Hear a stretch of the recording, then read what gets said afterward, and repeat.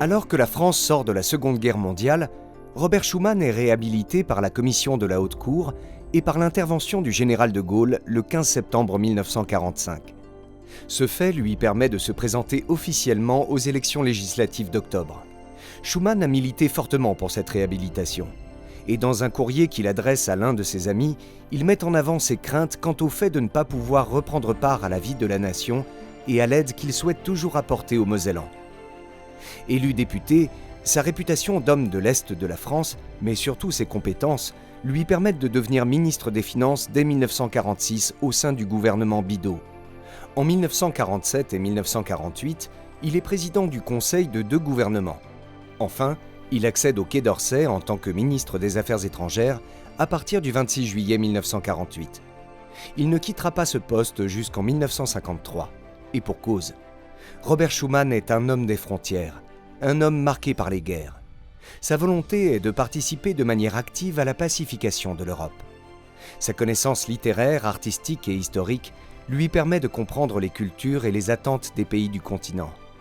C'est ce qui l'aidera à entrer en dialogue avec les dirigeants de la seconde moitié du XXe siècle. C'est notamment le cas de Churchill, qu'il fait venir à Metz le 14 juillet 1946. Le vieux lion britannique y prononce dans un français incertain un discours sur le développement nécessaire de l'Europe.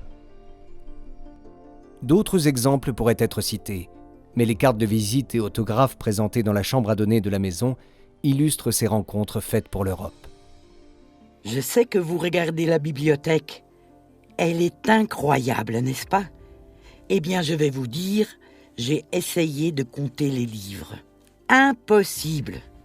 Et des ouvrages rares encore. Certains datent du XVe siècle. Vous avez du droit, de l'histoire, de la religion.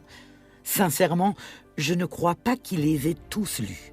Quoique, ça ne m'étonnerait pas de M. Schuman. Sa tête, elle n'a pas de limite.